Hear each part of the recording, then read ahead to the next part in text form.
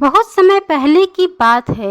नर्मदा नदी के पास कंचनवटी नगर था। नगर के पश्चिम दिशा में मरुभूमि था, जिसे बालूहटा भी कहा जाता था। और वहीं पर एक पाकड़ का पेड़ था, जिस पर एक चील रहा करती थी। पेड़ में एक बड़ा सा होल था, जिसमें एक सियारिन रहा करती थी। दोनों में बहुत गहरी दोस्ती थी। एक दिन गांव की कुछ औरतें जूतिया माँ का पूजा कर रही होती हैं। भक्ति भाव से निराजल उपवास रखती हैं और ये सब दूर खड़ी होके सियारिन और चील देखती रहती हैं। और वो लोग भी प्रण लेती हैं कि हम लोग भी जूतिया माँ का व्रत रखेंगी। फिर क्या था, दोनों लोग निराजल उपवास रखती हैं। पूरा दिन सियारिन और चील कुछ भी नहीं खाते हैं। उसी दिन नगर के एक आदमी की मृत्यु हो जाती है। नगर के कुछ लोग ले जाकर उसी मरुभूमि में उसे जलाते हैं और उसी रात को बहुत तेज तूफान आ जाता है।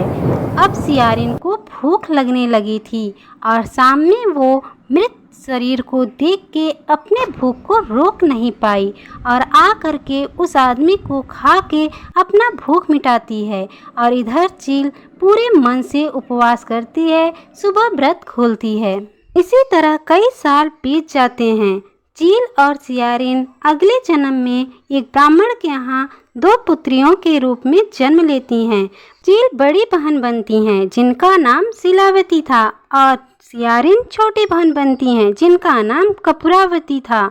शिलावती की शादी नगर के ही एक व्यापारी से हो जाती है। अपनी शादीशुदा जिंदगी में वो बहुत खुश थी।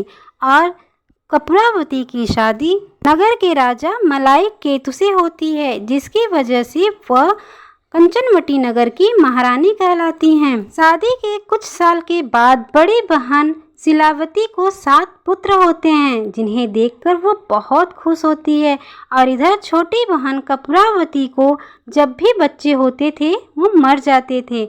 कुछ दिन के बाद शिलावती के बच्चे बड़े हो जाते हैं और वो कपूरावती के राजमहल में काम करने लगते हैं। शिलावती के 7 बच्चे बहुत ही ईमानदार थे, लेकिन उन सबको देख करके कपूरावती को न जाने क्यों ज्वलस होती थी और अपने ही मन में वो एक योजना बना डालती है। अपने सेनापति को बुलाती है और उन 7 को मार डालने का आदेश देती है। सेनापति अपनी महारानी कपूरावती की आज्ञा सिर झुका के मान लेते हैं और उन 7 को मौत की नींद सुला देते हैं। 7 पुत्र शिलावती के मर चुके हैं। ये खबर सुनने के लिए कपूरावती बहुत उतावली थी। पर भगवान ज्योति वाहन अपने भक्तों की रक्षा करते हैं और उन पर अमृत रस छिड़क के उन लोग को पुनर्जीवित कर देते हैं।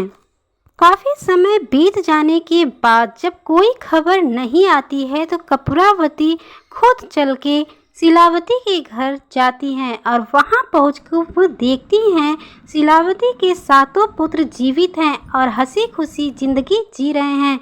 ये देख के कपूरावती जमीन पर बेहोश होके गिर जाती है। तभी वहां पर शिलावती आ जाती है।